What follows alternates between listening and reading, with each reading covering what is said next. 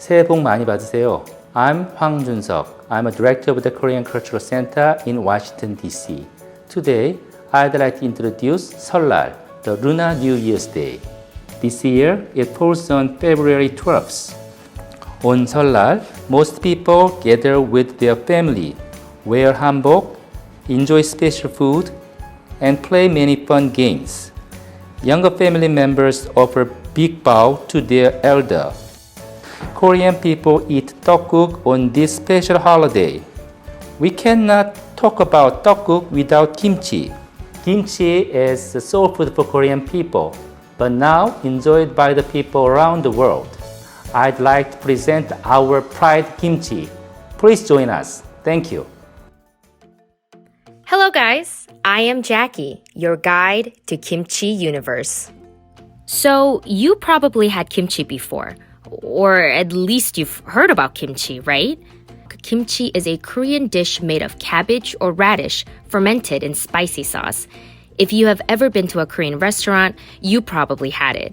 It's not on the menu, and you don't have to order it. They just bring it out for free. And if you like, you can even ask for more kimchi. There are nearly 200 types of kimchi in Korea. That's a lot, right? I didn't even know half of them. So I contacted an expert who can give us more details. According to Ms. Na, kimchi is old. Really, really old. The documents on kimchi and other fermented food were found all the way back in the Three Kingdoms era. In the 1400s, people added salted seafood juice to kimchi to help the fermentation. After the 1600s, they added red chili pepper and spices to maximize the lactic acid process. That's right. Kimchi has a rich history. For a long time, Korean people made kimchi to survive long winter months until fresh vegetables came out in the spring. Pickled vegetables are not unique to Korean food.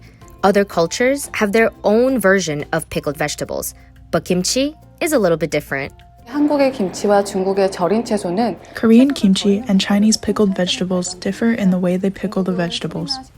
The Chinese used alcohol and vinegar to preserve, while the Koreans used salt and soy paste to ferment the vegetables. Simply, Chinese used the acetic acid process to preserve, and Koreans used the lactic acid process. This is the significant difference in Korean kimchi.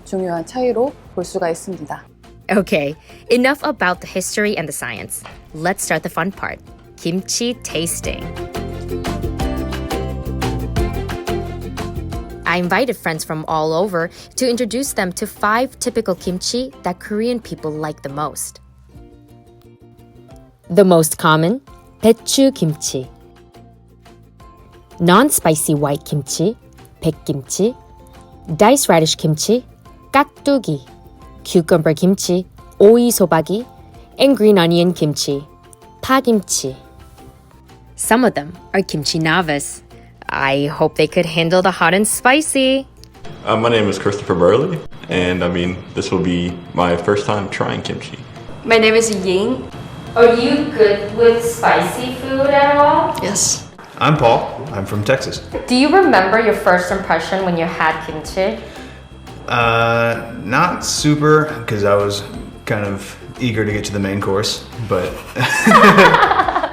I'm Lisbeth Teopaco, and I'm from Fairfax, Virginia. Have you ever had kimchi before? Yes, I have. I like sour, hot food, so naturally I just liked it, and it was delicious. My name is Trisha Orpia, and I'm from Virginia Beach, Virginia. How far away is that? About 3 hours and 6 minutes.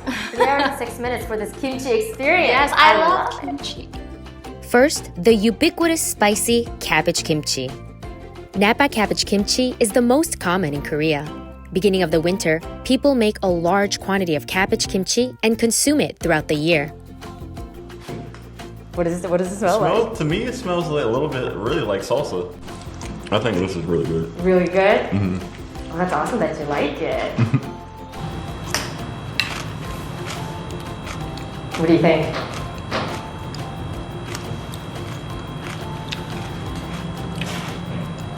It's very crunchy. Try it, yeah. Like you can taste the spice kind of appear a little bit later into it, and then it kind of dissipates pretty quickly. Yeah, sour, Fermentation. Okay, so it's kind of sour and spicy because of the chili. I can see the flakes. I can taste the flakes. Next, white kimchi, for those who cannot handle the heat. The non-spicy white kimchi is best suited for people who don't like spicy food. This kimchi does not use chili powder. White kimchi is pickled in meat broth or fruit juice. Tastes a little like lemony. Like a lemon taste to it. Yeah. So is it just a completely different than the first one? Yeah, it does. Ooh. Hold on. I wasn't ready for that flavor. That's pretty cool. I guess it kind of smells like sauerkraut. That has a little sour to it. That's good. And let's try everyone's favorite, radish kimchi. The main ingredient for radish kimchi is daikon. Cut daikon into small cubes and marinate in salt and spicy sauce. Almost everyone likes this kimchi, including children.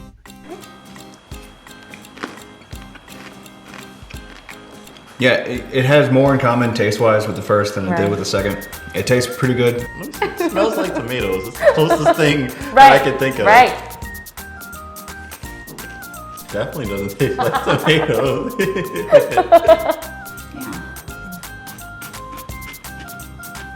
Oh my.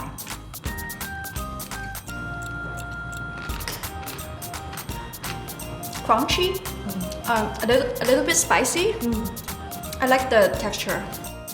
Next, cool as a cucumber kimchi. Cucumber kimchi is popular during the summer season. The downside is that this kimchi spoils too quickly. Cucumber contains a lot of water, so it helps cool down body temperature during the hot season. What does it taste like? It's very mild.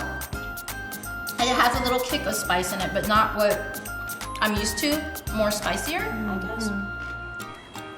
Very strong cucumber smell. It's weird. It's like kind of like there's clearly other stuff other than the cucumber, but the cucumber smell just kind of like overwhelms all of it, and so it's like definitely.